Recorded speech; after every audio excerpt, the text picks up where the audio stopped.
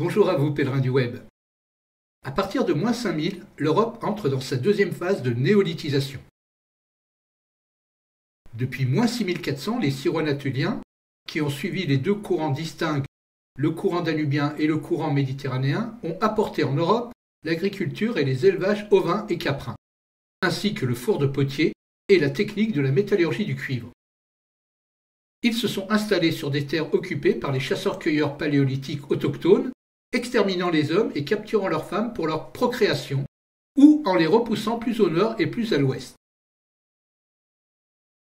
Le passage par le Caucase est en stand-by avec simplement le développement en Transcaucasie d'une culture syro-levanto-anatolo-mésopotamienne, la culture de Choulaveri-Chomu, déjà traitée.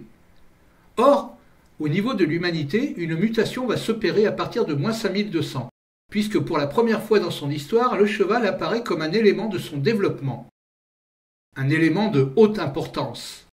La domestication du cheval fait en effet partie de la triade innovatrice majeure de l'épopée humaine, avec celle de la maîtrise de la métallurgie du bronze et celle de l'écriture. Si ces deux dernières sont l'apanage des cultures syro-anatolo-mésopotamiennes, qui vont rester leaders de l'évolution humaine pendant encore quelques millénaires, celle de la domestication du cheval appartient exclusivement aux populations de la steppe eurasienne. Par cette domestication qui aboutira à la pratique de l'équitation, les peuples des steppes tiendront leur revanche envers les populations du Proche et du Moyen-Orient. Parcourant des distances incroyables, surgissant de nulle part et de partout à la fois, chargeant au galop sur des populations pédestres médusées par tant de fougue et de violence, on les qualifiera de barbares, tout en leur prêtant des mythes fabuleux dont celui du centaure et celui des Amazones. À partir donc de moins 5200, l'Europe entre dans sa période chevaline. C'est ce fait prodigieux qui caractérise le terme proto-indo-européen. Nous avons initié ce phénomène dans la vidéo précédente avec la culture de Samara. Après le résumé des épisodes précédents, il nous viendra de voir ces fantastiques et nombreuses cultures steppiques qui vont damer le pion aux fabuleuses cultures du Sud. Dans les vidéos précédentes, nous avons traité des premières cultures non paléolithiques d'Europe centrale et du Proche-Orient. Nous avons vu successivement l'apparition du Mésolithique au Levant avec les Natoufiens, la culture de Séroglazov en Ciscaucasie, le prestigieux site de Göbekli-Tepe entre le Haut-Euphrate et le Haut-Tigre, l'apparition du Néolithique, c'est-à-dire de l'agriculture entre le Haut-Euphrate et le Haut-Tigre, la remarquable ville de Çatalhöyük, la culture de Mehrgar I qui voit l'introduction de l'agriculture en Inde, la culture dite de Hassuna en Mésopotamie, première culture néolithique identifiable, la culture d'Obey en Mésopotamie méridionale, la culture de Starcevo, première culture néolithique européenne, la culture de Bugnières dans le bassin pontique, la culture de Karanovo et sa célèbre nécropole de Varna sur le littoral pontique. C'est dans cette nécropole que l'on trouve les plus anciens, moins 4200 objets d'or inhumés. La culture de Samara, troisième culture néolithique de Mésopotamie, la culture de Halaf, également en Mésopotamie, la culture de Choulaveri-Chomu, première culture transcaucasienne, la culture de Mehrgar II qui voit l'introduction de la céramique en Inde, la formidable culture de Vinça dans les Balkans, l'énigmatique culture rubanée qui suit celle de Starcevo et qui s'étend sur une grande partie de l'Europe du Nord et de l'Ouest, les disparates cultures du complexe imprimocardial méridional, l'incroyable culture de Cucuteni, la fondation de Eridu et le passage à Obeid I qui définit la différenciation sumérienne, la culture de Hamangia en Europe centrale, la culture de Samara, première culture pré-chevaline aux portes de l'Asie centrale.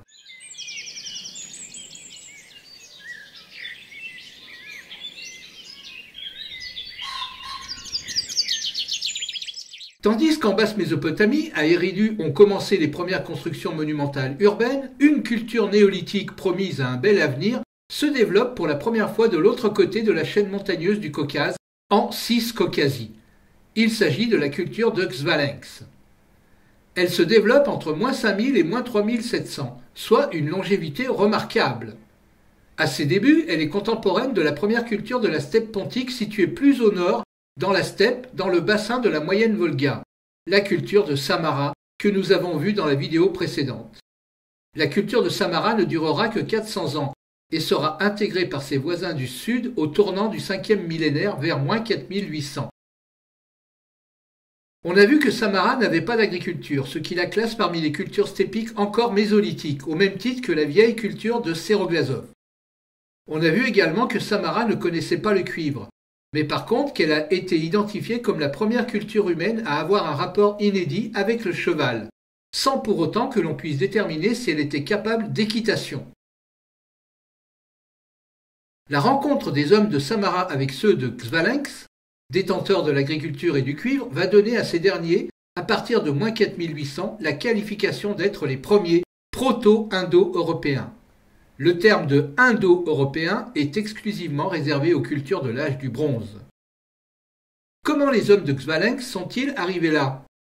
Vraisemblablement, ils sont d'origine syro-anatolienne, avec une composante chasseurs-cueilleurs paléolithiques locaux. Nous y revenons en fin de vidéo. Des groupes syro-anatoliens migrent depuis moins 6400 tous azimuts, voir la vidéo Une épopée humaine migration syro-anatolienne.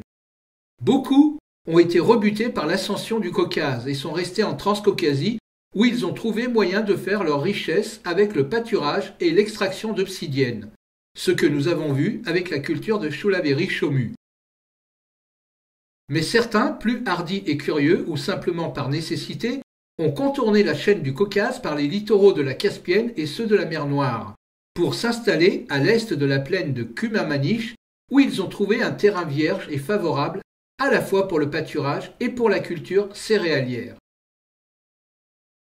Voici la dépression de Kumamanish et la rivière Manish depuis l'orbite terrestre basse.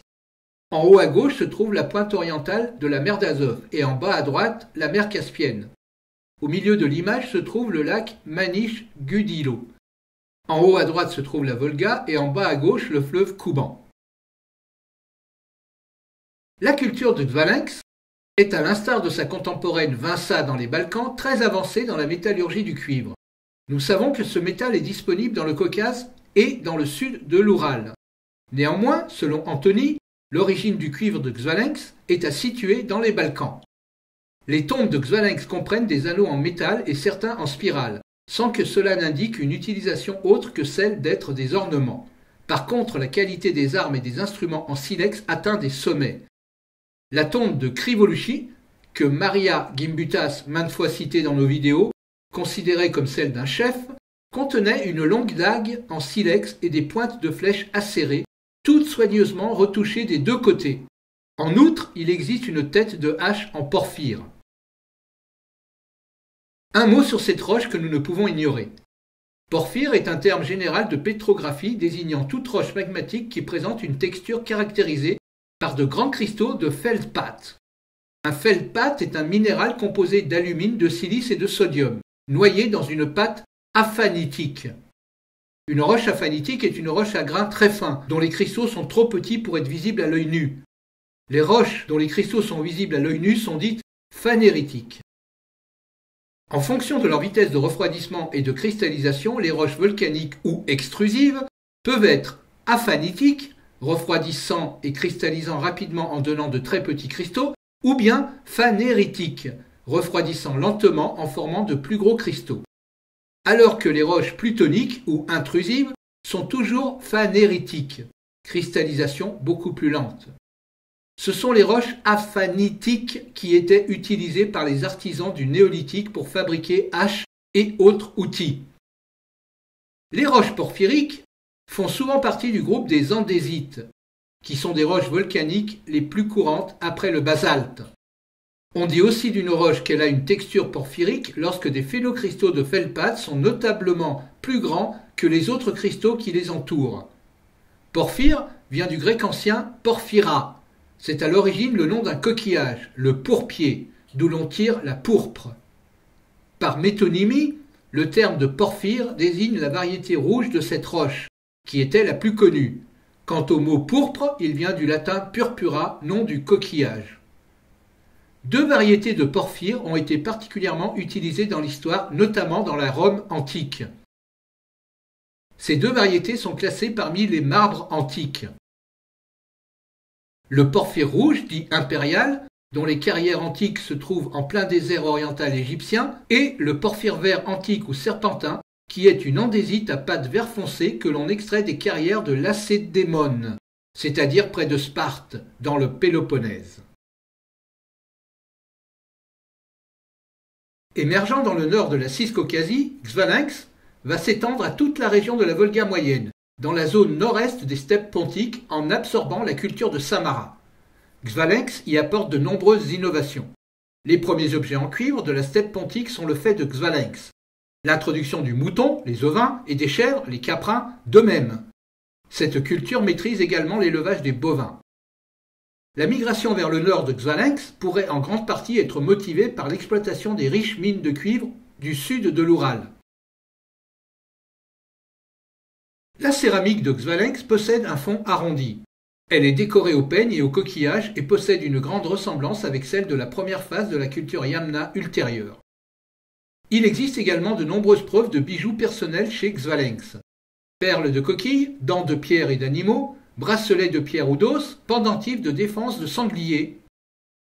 Les animaux dont les dents sont venus décorer les putatifs indo-européens, ceux qui sont supposés avoir une existence légale, sont le sanglier, l'ours, le loup, le cerf, entre autres. Tout comme la culture de Samara qui la précède, la culture de Xvalinx est aussi caractérisée par la présence dans les sépultures de restes de chevaux. La culture de Xvalinx est contemporaine de la culture de Repin, située en Ciscaucasie plus au sud. Xvalinx a aussi été rapproché de la culture d'Dierbs-Donetsk, Novodanilivka et de celle de Strednistog, notamment par la présence du cheval et par ses rites funéraires. Les tombes de Xvalinx sont plates, parfois recouvertes de pierres, préfigurant la future coutume Yamna, mais sans pour autant qu'il s'agisse de Kourgan. Un grand terrain funéraire dans les steppes dont Volga-Oural, contenant 201 tombes enregistrées avec 158 squelettes, a été découvert. Il est daté d'environ -4400. Ce sont principalement des tombes uniques, mais réunies par 2 à 5 ensemble. Les individus ont été enterrés sur le dos avec les genoux contractés et relevés vers le haut. La plupart avaient la tête au nord et à l'est. Cette posture particulière et cette orientation standard à Xvalinx, innovatrice pour la steppe, ainsi que la présence d'ocre rouge, se répandront ensuite dans toutes les tombes de la steppe, particulièrement dans la culture Yamna. 12 tombes étaient couvertes de kermph, de pierre, préfiguration des futurs Kourgan peut-être. Ce grand terrain funéraire possède le plus grand assemblage de cuivre dans les steppes du 5e millénaire. On y a dénombré pas moins de 350 artefacts d'animaux domestiques visiblement sacrifiés, majoritairement des ovins et des caprins, au nombre d'une centaine, une bonne proportion de bovins, environ une trentaine, et 16 chevaux. On y a exhumé 4 masses en pierre polie.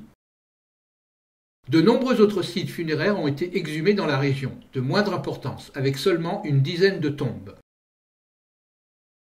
Xvalinx témoigne du développement futur du Kourgan. Celui-ci avait commencé précédemment dans l'éphémère culture de Samara, avec des tombes individuelles ou de petits groupes, parfois sous la pierre. Xvalinx développe les fosses de groupes, comme le fera ensuite la culture d'Dierbs-Donetsk. Mais les groupes sont beaucoup plus petits, ne contenant que 2 à 6 personnes, peut-être des familles enterrées les unes sur les autres. Cependant, un tiers des tombes sont des tombes uniques, ce qui constitue une innovation par rapport à la coutume d'Dierbs-Donetsk. Seuls les mâles matures, âgés de 30 à 50 ans, ont été exposés et désarticulés avant l'inhumation, probablement une expression d'un statut masculin amélioré, ce qui est souvent associé à l'introduction d'économies d'élevage ailleurs dans la steppe. Peu d'enfants ont été enterrés dans le cimetière, 13 sur 158. Ils sont associés aux individus les plus richement ornés, indiquant à nouveau peut-être que le statut était hérité. La culture Xvalinx est une longue et riche culture. Bien qu'il existe des disparités dans la richesse des biens funéraires, il ne semble pas y avoir de marqueur spécial pour le chef, ce qui n'exclut pas sa possible existence. Dans les dernières fosses, après -4000, qui s'assimilent à de véritables Kourgan, on constate que ces derniers sont exclusivement réservés à un chef et à sa suite. Les gens ordinaires en sont exclus. C'est cette évolution funéraire qui suggère une disparité croissante de la richesse, ce qui indique à son tour une augmentation de la richesse de l'ensemble de la communauté et une augmentation de sa population. Les causes de ce succès et de sa future expansion hors de sa steppe occidentale restent obscures, car les biens durables ne montrent aucune trace d'une grande richesse. Il existe certaines preuves que la richesse peut avoir consisté en biens périssables. En fait, Dans beaucoup de cultures similaires des temps ultérieurs, la richesse résidait principalement dans le bétail. De ce point de vue, les os d'animaux présents dans les cimetières de Svalinx représentent des sacrifices funéraires. On n'y trouve aucun animal sauvage. 14% des sépultures sont associées à un sacrifice d'animal domestique. Une sépulture multiple des premiers temps de Svalinx contient 2 hommes adultes et une femme adulte, plus une phalange d'un cheval et des crânes de 8 bœufs, ce qui suggère que les invités du festin funéraire pouvaient être des centaines. Selon David Anthony, les premiers chasseurs-pêcheurs sont apparus dans la partie basse de la Volga vers moins 6200. On sait que l'émigration syro-anatolienne commence vers moins 6400 et que la culture de Choulaveri-Chomu est identifiée en Transcaucasie en moins 6000.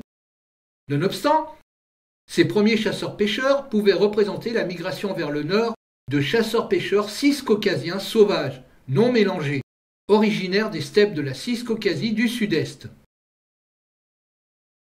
Après moins 5000, des animaux domestiques apparaissent dans ces mêmes sites de la basse Volga et dans de nouveaux sites. Les gènes de chasseurs-pêcheurs caucasiens du sud-est et les animaux domestiques auraient afflué vers le nord pour rejoindre la région de la Volga, tandis que les gènes des chasseurs-cueilleurs est-européens affluent depuis les steppes du Caucase du Nord. Ainsi, ces 2 composants se seraient mélangés pour donner la société Svalinx. Après moins 4500, la culture archéologique de Svalinx unit les sites archéologiques de la Volga inférieure et moyenne, Samara, en une seule culture archéologique, dont les populations gardaient des moutons, des chèvres et du bétail, parmi lesquels des bovins et des chevaux domestiqués. Les populations énéolithiques de la steppe de la Volga, Samara, ne présentaient aucune ascendance de fermiers anatoliens. De par cette différenciation génétique par rapport aux Anatoliens, la culture de Svalinx pourrait représenter le point de coordination entre les cultures du Sud et celles du Nord, autant que la phase la plus ancienne des proto-indo-européens. Pour Anthony, il est possible d'appeler ce mélange pré-Yamna, car il constitue le meilleur ancêtre génétique connu à ce jour pour les génomes que l'on trouve dans les squelettes de la culture Yamna.